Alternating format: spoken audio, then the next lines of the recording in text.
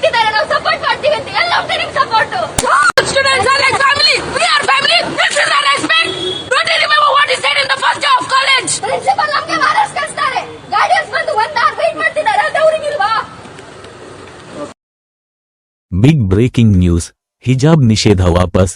ಸಿದ್ದರಾಮಯ್ಯ ನೇತೃತ್ವದ ಕಾಂಗ್ರೆಸ್ ಸರ್ಕಾರದ ಮಹತ್ವದ ಆದೇಶ. ಪ್ರಿಯ ವೀಕ್ಷಕರೇ, ನೀವು ಇನ್ನೂ ನಮ್ಮ Insight News 14 YouTube channel subscribe ಮಾಡಿಲ್ಲವೆಂದರೆ ಕೂಡಲೇ ಸಬ್ಸ್ಕ್ರೈಬ್ ಮಾಡಿಕೊಳ್ಳಿ. ರಾಜ್ಯ ಶಿಕ್ಷಣ ಕ್ಷೇತ್ರದಲ್ಲಿ ಇಂದು ಅತ್ಯಂತ ದೊಡ್ಡ ಬೆಳವಣಿಗೆಯೊಂದು ನಡೆದಿದೆ. ಶಾಲಾ ಕಾಲೇಜುಗಳಲ್ಲಿನ ಡ್ರೆಸ್ ಕೋಡ್ ಕುರಿತಂತೆ ಸಿದ್ದರಾಮಯ್ಯ ಸರ್ಕಾರ ಭರ್ಜರಿ ಸಿಹಿಸುದ್ದಿ ನೀಡಿದ್ದು, ಹಲವು ವರ್ಷಗಳ ವಿವಾದಕ್ಕೆ ಇಂದು ತೆರೆ ಬಿದ್ದಿದೆ.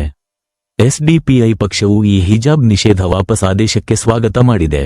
ಆದರೆ ಇದು ದಾವಣಗೆರೆ ದಕ್ಷಿಣ ಉಪಚುನಾವಣೆಯಲ್ಲಿ ಎಸ್ಡಿಪಿಐ ಪಕ್ಷಕ್ಕೆ 19,000 ಮತಗಳ ಎಫೆಕ್ಟ್ ಎಂದು ಹೇಳಿದೆ. ಅದೇನೋ ಒಟ್ಟಾರೆ ವಿದ್ಯಾರ್ಥಿನಿಯರ ಸ್ವಾತಂತ್ರ್ಯ ವಾಪಸ್ ಸಿಕ್ಕುವಂತಾಗಿದೆ.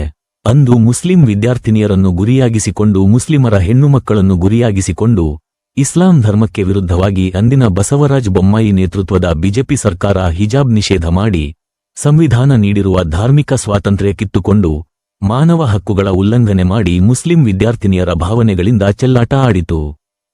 ಹಿಜಾಬ್ ಧರಿಸಿದ ವಿದ್ಯಾರ್ಥಿನಿಯರಿಗೆ ಶಾಲಾ ಕಾಲೇಜುಗಳ ಗೇಟ್ನಿಂದನೇ ವಾಪಸ್ ಮನೆಗೆ ಕಳುಹಿಸಲಾಗಿತ್ತು.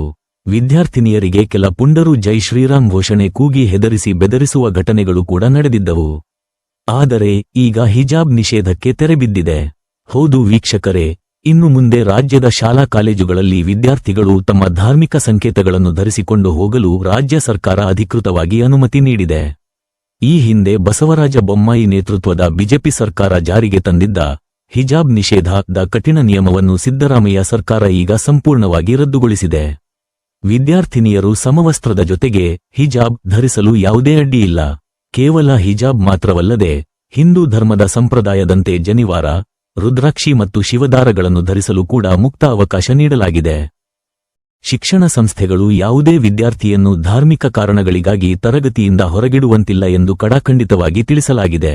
ಇತ್ತೀಚೆಗೆ ಪರೀಕ್ಷಾ ಕೇಂದ್ರಗಳಲ್ಲಿ ಜನಿವಾರ ಮತ್ತು ಇತರ ಧಾರ್ಮಿಕ ವಸ್ತುಗಳನ್ನು ತೆಗೆಸಿದ್ದಕ್ಕೆ ದೊಡ್ಡ ಮಟ್ಟದ ಆಕ್ರೋಶ ವ್ಯಕ್ತವಾಗಿತ್ತು.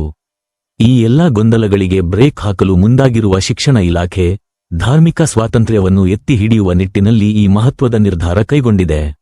ರಾಜ್ಯದಲ್ಲಿ ಸಮವಸ್ತ್ರದ ಜೊತೆಗೆ ಧಾರ್ಮಿಕ ಪದ್ಧತಿಗೂ ಮನ್ನಣೆ ಸಿಕ್ಕಂತಾಗಿದ್ದು, ಸರ್ಕಾರದ ಈ ನಡೆ ಭಾರೀ ಪ್ರಶಂಸೆಗೆ ಕಾರಣವಾಗಿದೆ.